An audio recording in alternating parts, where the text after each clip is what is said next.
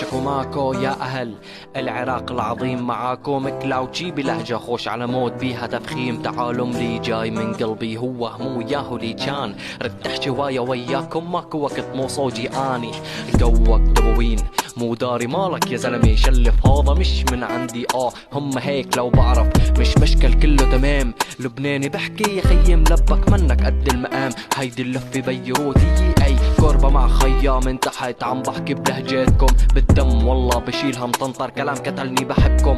بص حبيبي هقولك كلمة، كلنا من ام الدنيا من دمشق هنا القاهرة والعكس صحيح، زي ما قلنا زي ما شفنا يا اسطى بحبكم قوي يا اسطى. سيبك بقى فكك مني يا باشا ما تقولش تاني يا اسطى، كلمات كثيرة يا عيال ما نوصفهم قد ما قلت، من جدك فاكر هذه النهاية لو ما يسعفني الوقت. شبيك تحرك برشا اركح مش نقول كلمات صعيبة، هذا كلام بسيط نقوله ديما يزكاه نروح بلاصة قريبة. خشمك يا الاخو مو جاي من بعيد يا الربع، انطيني سويتش ندش اللهجة هي والله بالطبع. بالراي داير احكي حاجات شديد اعمل رايح، قلتلك اديني رأيك يا زودي الرصة شنو مش شارح، قعمس حتى نهدرز عليه كان شهوش بحته قدي. يلا تعالوا في الشوكة هلبة هلبة خطفت اي نب نعدي، هذا الشي شلون يصير هبا صرنا باللهجة 11، تلقاني بيت فراس العاير قدامه يلا 12 اي